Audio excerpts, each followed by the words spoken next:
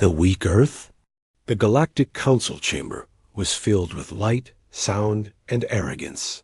Hundreds of alien leaders sat in the Great Hall, each wearing the symbols of their mighty civilizations.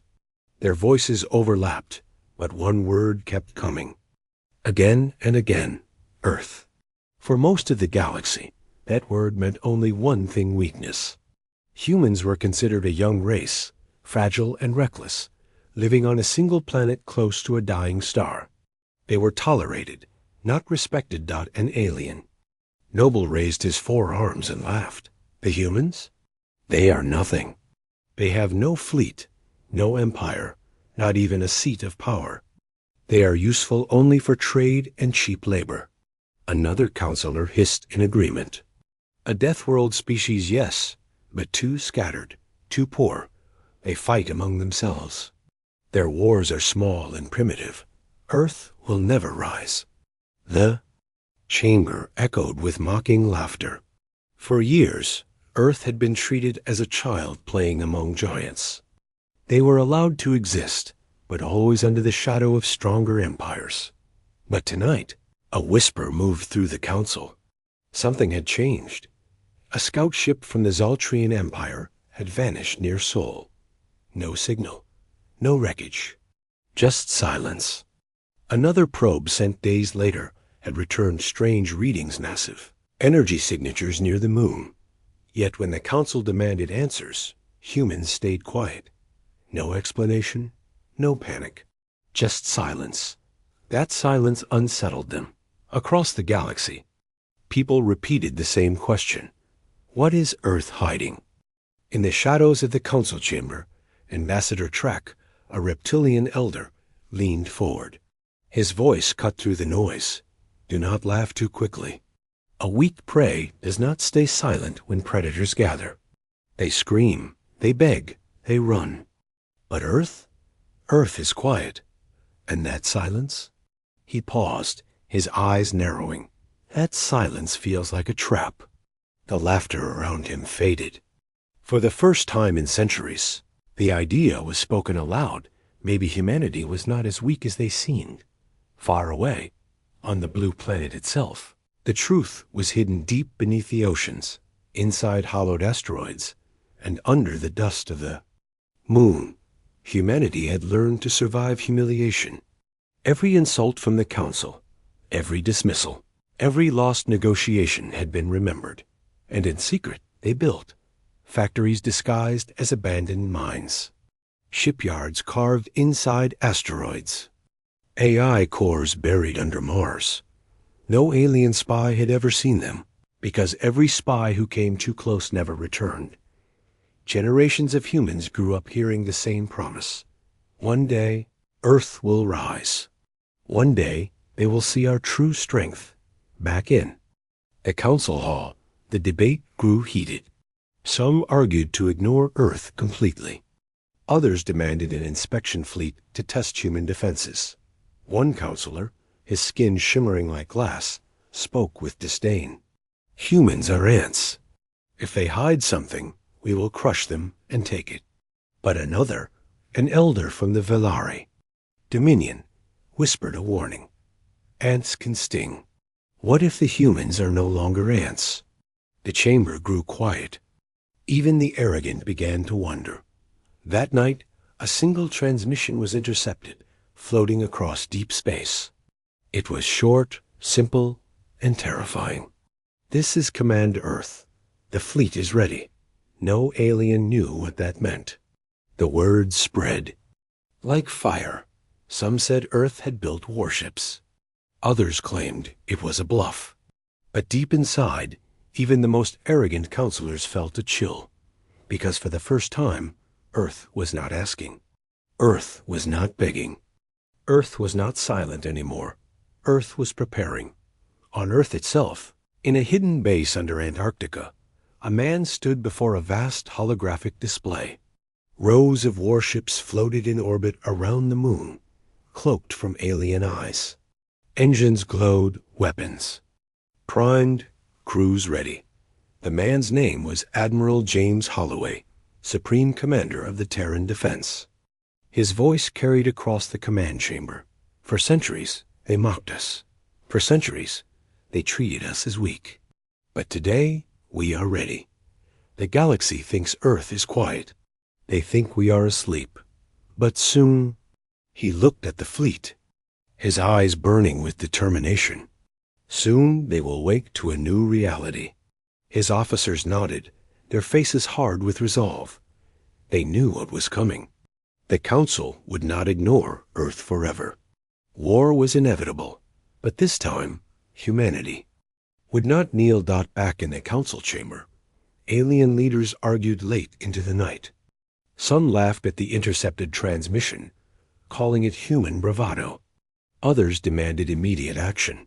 Finally, the High Speaker of the Council raised her voice, silencing all. Send a fleet. If Earth has nothing, we prove it. If they are hiding something, her eyes glowed with pride, then we will erase them before they can rise. The chamber roared in agreement. They believed it would be an easy victory. But somewhere, in the silence between the stars, a hidden human. Fleet waited. Engines were hot. Weapons were ready. Humanity was watching, and Earth whispered back to the galaxy, "Come and see." Asterisk whispers of the Black Project, the Zaltrian scout ship, glided through the dark void near the Sol system. Its commander, Captain Victor, had explored countless star systems before. He expected to find the same thing he always did when approaching. Earth, an underdeveloped planet, slow ships, weak technology, and frightened humans. But what his scanners picked up was different. Energy spikes. Huge ones. Not from Earth itself, but from the moon. The readings showed massive heat signatures buried under the surface, deep tunnels, and something even stranger movement. Impossible, Victor muttered, his claws tapping against the console. The humans, they cannot build this. His crew exchanged nervous glances. Everyone in the galaxy knew humans barely managed old starships, always buying scraps from stronger empires. So how could Earth hide industrial power on this scale? Victor sent a report to the Galactic Council. His message was urgent, full of warnings. But when it reached the Council chamber, the reaction was the same as always: mockery. They are only humans, one counselor said, waving the data away. Perhaps. The Zaltrian sensors malfunctioned. Another added with a smirk. They cannot even manage unity on their own world. A third laughed, but beneath the surface of their arrogance, a small seed of doubt was growing. Meanwhile, on the edge of the asteroid belt, deep inside a hollowed-out rock, a secret human facility pulsed with life. Massive hangars stretched for kilometers, filled with ships hidden from alien eyes. The project had no official name, but among the humans, it was whispered as the Black Project. For 2 centuries, humanity had planned it. Every insult from the Council, every treaty signed under pressure, every humiliation at the hands of alien powers, it all fueled the same mission: to build in silence, to rise unseen, and to strike when the galaxy least expected. Dr. Ilara Singh, chief engineer of the Black Project, stood on a high platform overlooking one of the hangars. Below her, thousands of workers moved like ants across the surface of a massive battleship. The ship's armor gleamed dark and sharp, designed not for show but for survival. Another vessel complete, an officer reported. The Indomitable is ready for deployment. Ilara allowed herself a small smile. Good. Soon, the Council will learn the cost of their arrogance. But whispers had already started spreading in the galaxy. Traders returning from Earth's orbit spoke of strange lights in the darkness, shadows larger than moons. Rumors claimed Earth had weapons that could split planets, that they had harnessed black holes, that they had found precursor technology. Most dismissed it as wild human propaganda, but others weren't so sure. A minor species, the Lyrians, sent a spy probe into the Sol system. The probe was small, invisible, and fast. It slipped past Earth's defenses, recording everything it saw. For weeks, it transmitted secret images across the stars dot until one day it went silent. The last image it sent was blurry, but terrifying. It showed a shape rising from the shadow of the moon. A warship. A human warship. The design was unlike anything seen before, angular, predatory, with weapons glowing like fire. The probe never sent another signal dot in the Galactic Council. Fear began to spread. What if it is true? One voice whispered. What if the humans are building an army? The Council tried to calm itself with logic. Impossible. It lacked the resources. But then another voice asked the question that chilled them all. What if someone has been helping them? The truth was stranger than they imagined. For decades, outcast alien engineers, rebels, and runaway scientists had secretly joined humanity. They were tired of the Council's corruption, tired of living under the rule of arrogant empires. On Earth, they found a place where ideas were not silenced. They helped humans build what no one thought possible. And so the Black Project was not only human, it was born from the dreams of many species, united by the same goal: freedom from the Council. Back in deep space, Captain Victor's scout ship picked up something enormous near Mars. The readings showed a hollow asteroid, but inside it was no empty rock. His sensors screened with signals, power cores, weapons, shipyards. The crew stared at the display, their hearts pounding. Captain, they have a fleet.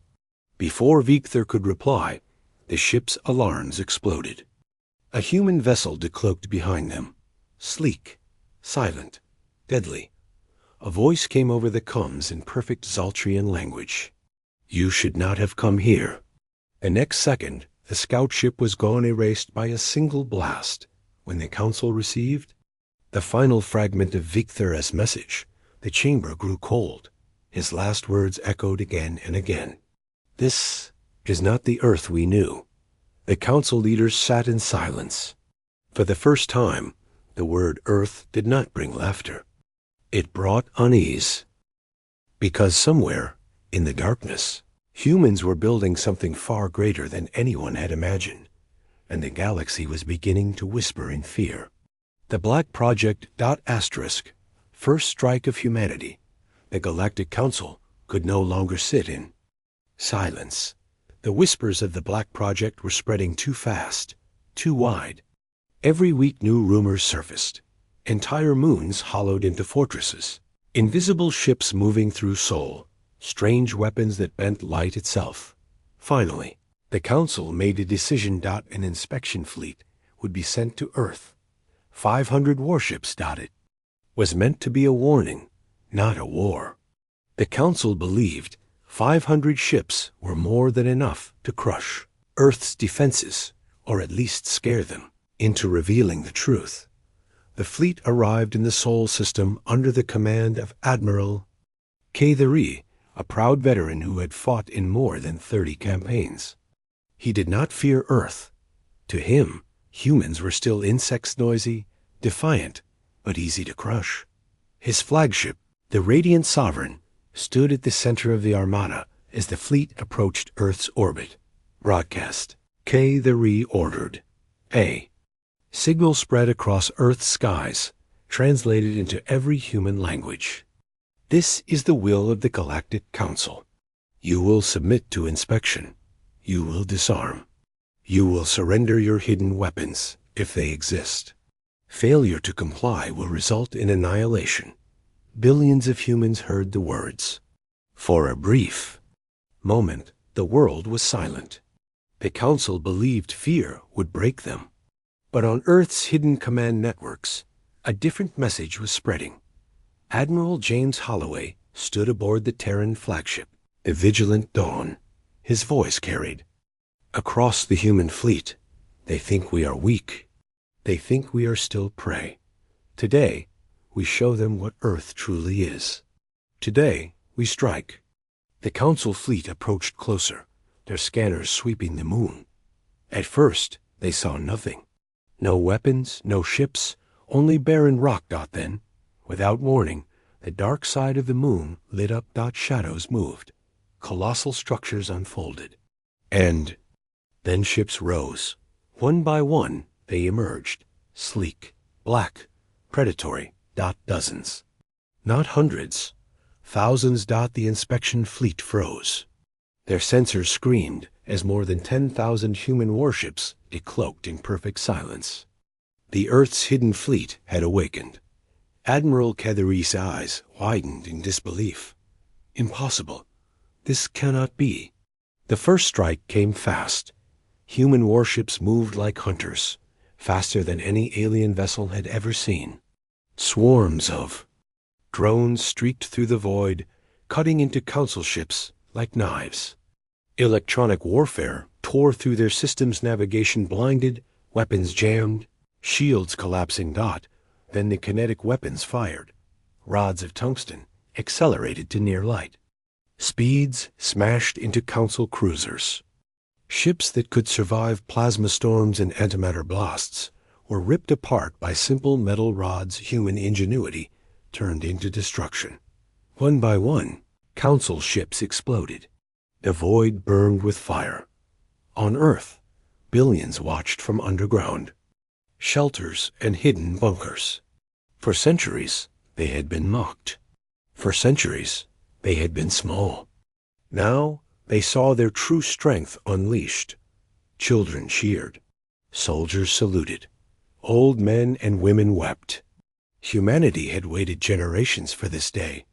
Inside the council fleet, chaos ruled. Admirals screamed, ships collided, panic spread. Some tried to flee, but the human fleet had already surrounded them. There was no escape. Admiral Catherine realized too late. He stared at the human flagship on his screen, the vigilant dawn as it charged weapons. Humans, he whispered. They are no longer weak. A moment later, his flagship was torn apart in a blinding flash. The battle lasted less than 20 minutes. When it ended, the mighty inspection fleet of 500 ships was nothing but debris. Shattered hulls drifted silently through space.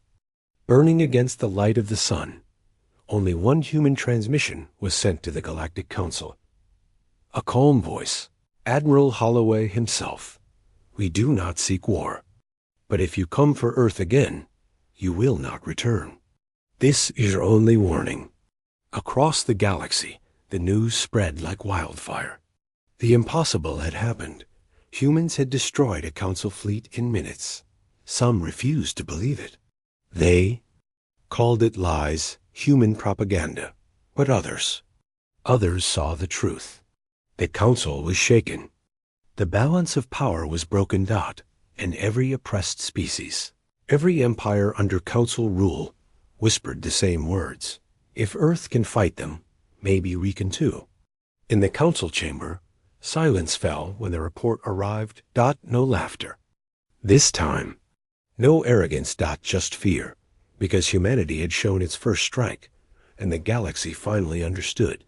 The weak Earth was gone. Asterisk, the panic spreads. News raced faster than light.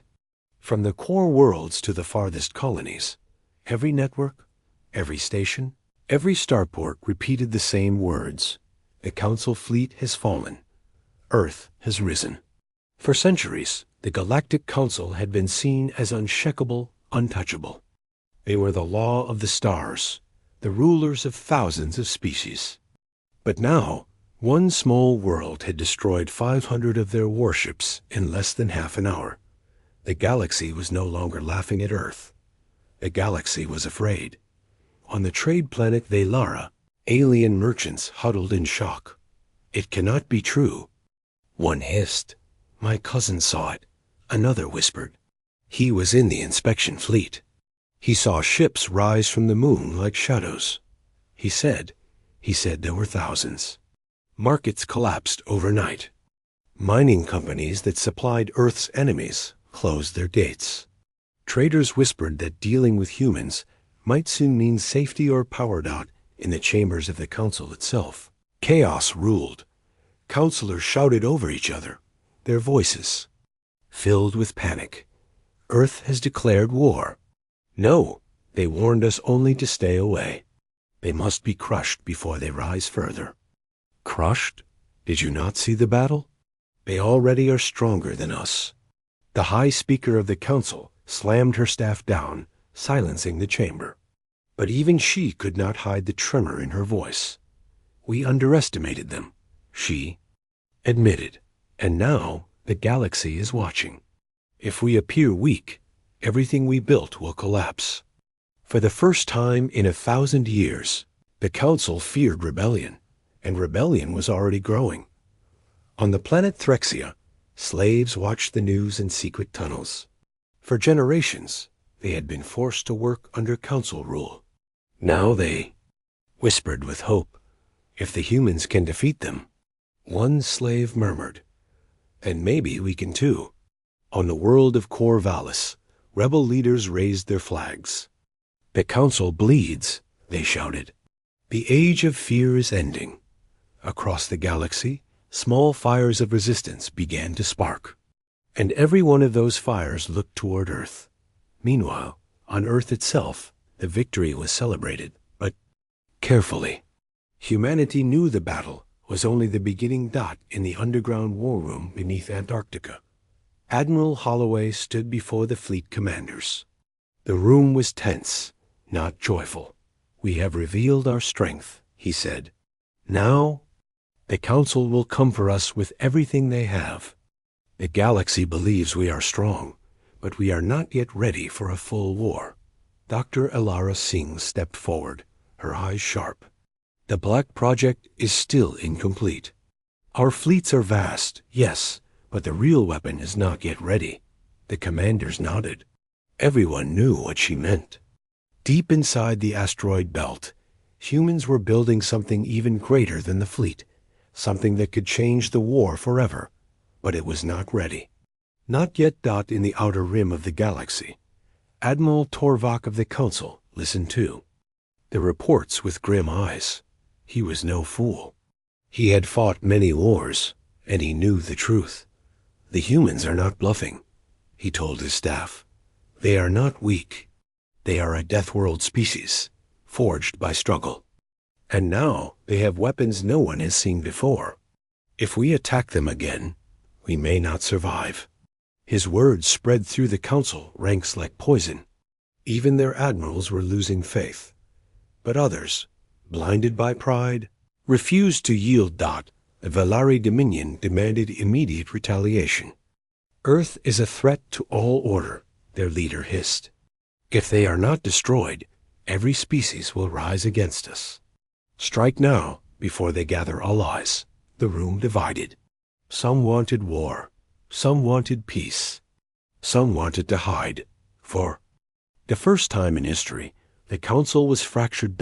In the shadows of the galaxy, spies and mercenaries scrambled for information. Who were the humans working with? How had they built thousands of ships in secret? Some said the precursors had returned. Others believed the humans had stolen Forbidden's technology. One thing was certain. If Earth had allies, the Council's reign was already over. On Earth, Holloway's words echoed through the fleet. They will call us monsters. They will call us rebels, but we are simply free. And if they want to test our freedom, we will answer. The officers saluted, their voices one. For Earth, for humanity, for the future. That night, as the stars glittered over Sol, humanity waited. The galaxy was burning with fear. Empires shook. Rebels rose. Allies whispered in the dark dot. And above the moon, cloaked in silence, Earth's war fleet kept watch, because panic had already spread across the stars. But soon, panic would turn into war. Asterisk. The Council strikes back. The Galactic Council had been humiliated. Their inspection fleet 500 strong lay in ruins above Earth. Their name, once feared across the stars, was now mocked in whispers. They could not allow this shame to stand. In secret meetings, the Council voted. Some begged for peace, but the majority chose war. They gathered fleets from every loyal species, pulling ships from distant colonies, stripping border defenses, and forging the largest armada assembled in centuries. More than 5,000 warships, carriers, dreadnoughts, siege platforms. Enough, they believed, to erase Earth forever. On the hidden colony world of Corvanus, council leaders met to finalize their plan. "This is no longer about humans," one counselor said, her voice sharp. "This is about survival. If we do not destroy them now, others will rise. The galaxy will see us as weak." The others nodded grimly. Pride and fear mixed into one terrible decision. And so, Operation Starfall was born. Earth's spies learned of the Armada long before it left dockyards. Human intelligence networks, built patiently over centuries, had eyes in unexpected places, even inside the Council itself. Admiral Holloway listened to the reports in silence. Around him, Earth's commanders shifted uneasily. 5,000 ships, one muttered. "We cannot match that, not yet." But Dr. L.R. Singh's voice cut through the gloom. "We don't have to match them," she said. "We have to outthink them. That is what humans do best." While the Council fleet gathered, Earth made its move. The human war fleet did not wait for battle. They struck first, not against the Armada, but against its supply lines. Cloaked squadrons of human cruisers ambushed convoys. Cargo freighters exploded in silence. Fuel depots vanished into fire. Shipyards mysteriously collapsed. Their reactors sabotaged. For every day the Council prepared, humans delayed them with shadow strikes. Admiral Torvak, one of the few Council officers who respected humanity, studied the growing reports. "They are bleeding us before the war begins," he warned. "If we fight them on their terms, we lose." But no one listened. Pride was louder than wisdom. Finally, the Council Armada jumped into Sol. The sky above Earth burned as 5,000 ships emerged from hyperspace, blotting out the stars. The Armada stretched across half the system, a wall of metal and fire. On Earth, billions watched the live feeds with fear. This was no inspection fleet. This was extermination. Shields to full power. Holloway ordered aboard the Vigilant Dawn. "Signal all fleets. This is the fight we were born for." Human warships rose from the moon, from Mars, from hollow asteroids. Thousands of ships took formation, but even so, they were outnumbered. The Council outmassed them 2-1. The battle for Earth had begun. The Council attacked first. Dreadnoughts unleashed beams that sliced through space. Carriers spewed fighters like swarms of hornets. And siege platforms hurled fire toward Earth itself. But humanity was ready. The Black Project had not only built warships. It had built defenses hidden across the system. From the asteroid belt, railgun platforms fired tungsten rods at near-light speed. Council ships shattered like glass from beneath the oceans. Stealth submarines launched missiles into orbit, striking the Council's carriers from below. From the very crust of the moon, hidden cannons awoke, tearing dreadnoughts apart with focused plasma fire. The Council had expected a cornered prey. Instead, they had walked into a trap centuries in the making. Still, the battle was brutal. Human. Ships were fast, clever, and deadly, but the Council's sheer numbers pressed hard. Cruisers exploded in brilliant flashes. Fighters clashed in swarms. Human pilots screaming into comms as they fought against overwhelming odds. On the bridge of the Vigilant Dawn, Holloway gripped the rail as his ship shook. "Status!" he barked. "Shields at 40%, his officer shouted. Multiple Council cruisers closing in. Holloway narrowed his eyes. And it's time. Deep in the asteroid belt, a signal was given. A colossal shadow moved in the darkness. Not a ship, not a station, but something far greater. The Black Project's true weapon, the Leviathan-class dreadnought, humanity's secret ace. It was larger than anything the Council had ever seen. its hull forged from experimental alloys, its weapons designed not for defense, but for annihilation. The Council armada froze as the Leviathan emerged. Sensors screamed. Commanders shouted in disbelief. What? What have they built? One admiral cried.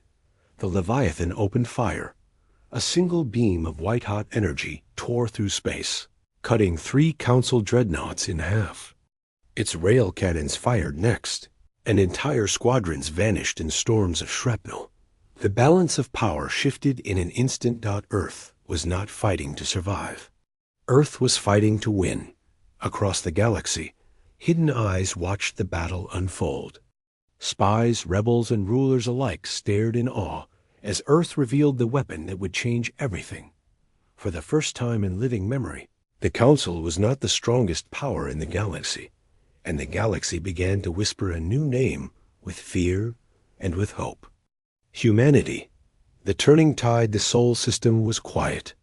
The wrecks of Council warships drifted across space, glowing like broken lanterns. Thousands of vessels had entered the system. Less than half had escaped, and at the center of it all, the Leviathan-class dreadnought loomed over Mars, silent and terrible, proof that Earth was no longer prey. But the battle was only the beginning. Word of Earth's victory spread like wildfire. On the rebel world of Threxia, crowds filled the streets, waving makeshift banners.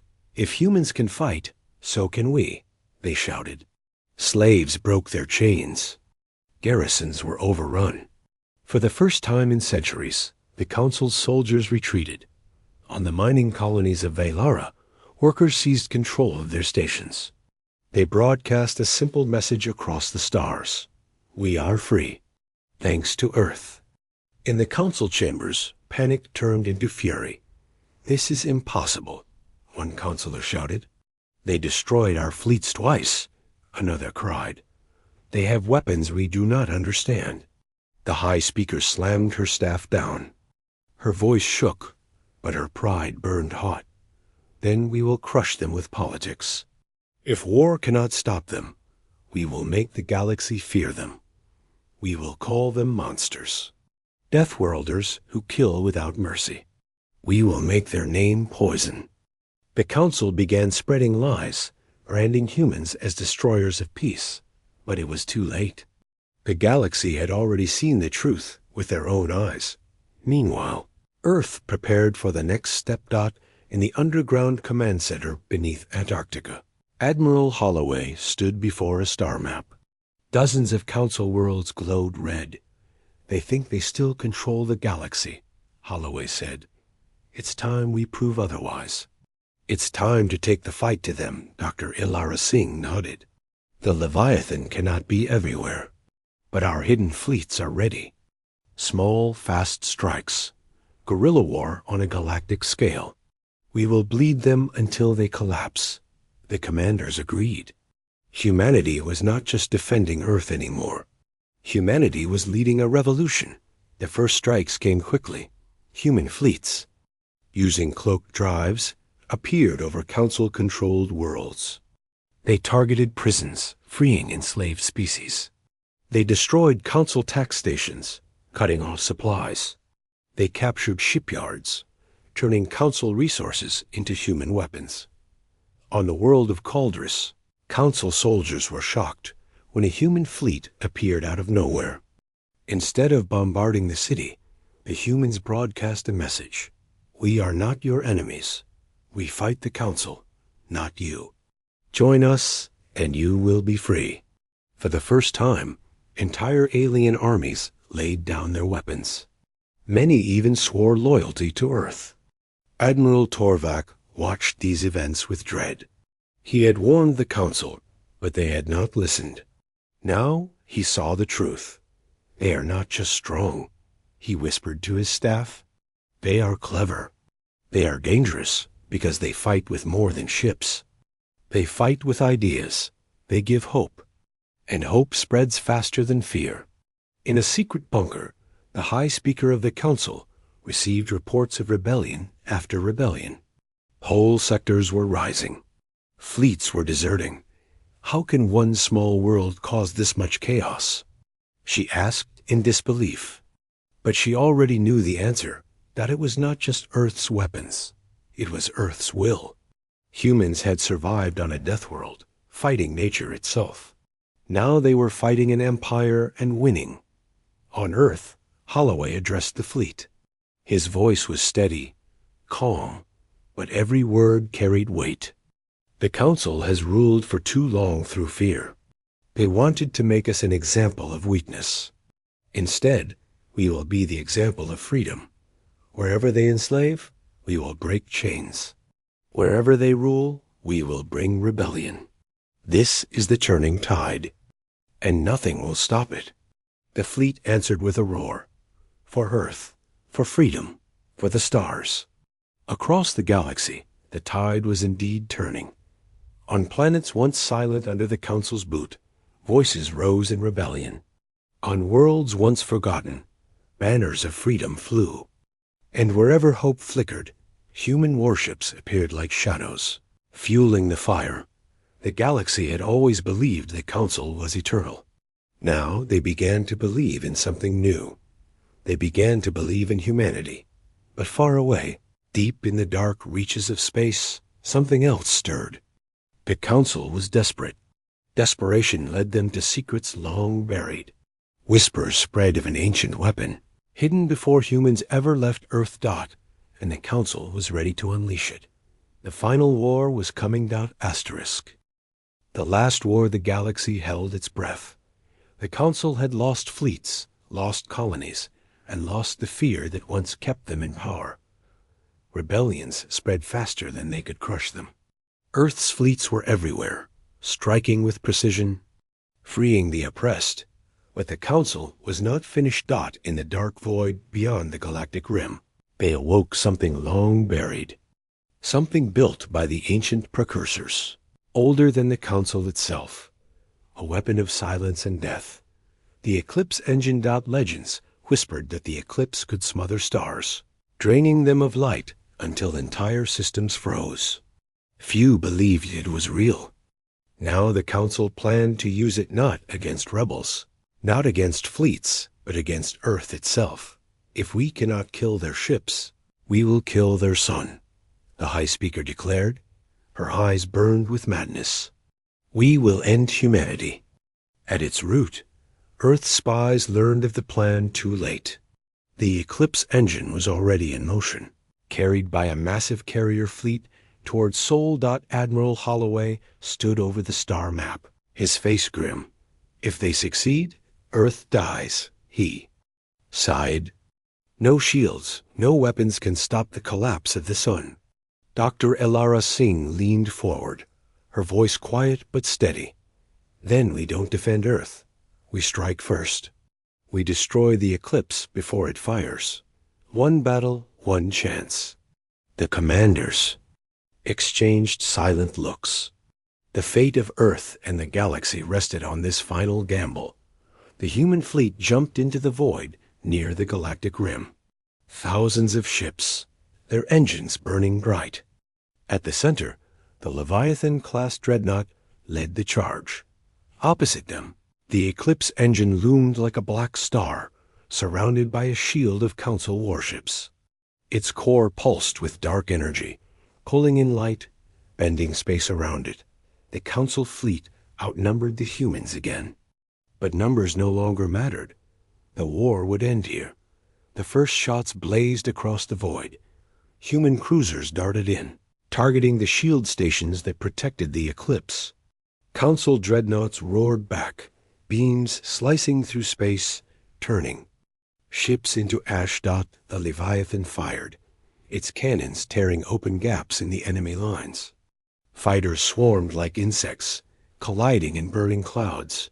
The battle raged, and for a time, neither side gave ground.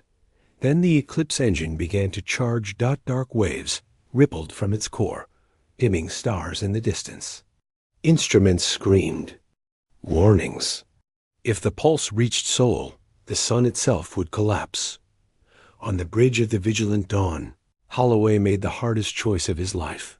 All ships, focus fire on the eclipse. He shouted. "Admiral," his officer said, pale. "If we break formation, we'll be torn apart." "We have no choice," Holloway replied. "If Earth dies, there is nothing left to fight for." The humans obeyed. Fleets broke through, cutting paths with fire and steel. Ships were lost by the dozens, but the Leviathan pressed forward, its guns blazing. Finally, the human fleet reached the eclipse itself. Its shields still burned strong, fed by reactors the size of cities. Conventional. Weapons could not break them. Dr. Alara Singh's voice came through coms. "There is one way," she said. "Overload the Leviathan's core. Detonate it point blank. The explosion will collapse the shield and tear the eclipse apart." The bridge went silent. Everyone knew what that meant. A sacrifice. Admiral Holloway closed his eyes. He thought of Earth, of the billions who watched, who prayed, of every rebel who fought because humans had given them hope. He opened his eyes again, steady as stone. "Then that is what we will do." The Leviathan broke formation, charging directly at the Eclipse engine. Council ships swarmed it, but the dreadnought plowed forward, cannons tearing a path through fire. Inside, the crew stood ready. They knew this was their last journey. The Leviathan slammed into the Eclipse's shields. Its core began to glow, brighter and brighter, until it was like a newborn star. "All hands," Holloway said quietly, "for Earth." The explosion ripped across the void. The Eclipse shattered, its dark energy imploding, its core consumed in a chain of fire. Council ships were torn apart in the shockwave. The galaxy's greatest weapon was gone, and so was the Leviathan. Silence fell. Then, slowly, the Council fleet broke. Ships fled in every direction. Commanders too shocked, too broken to fight on. The war was over. On Earth, the news spread faster than light. Crowds filled the streets, cheering and weeping at once. The name of Holloway and the Leviathan was etched into history. Across the galaxy, rebellions became revolutions. The Council crumbled, its rules shattered. In its place, a new order rose, one not built on fear, but on freedom. At the center of it all was Earth, the small world once mocked as weak. Now the world that had broken an empire. Generations later, children would ask their teachers, "How did the galaxy change?" And the answer was always the same: because humanity refused to bow. Because when the Council tried to kill their sun, the humans lit a brighter fire.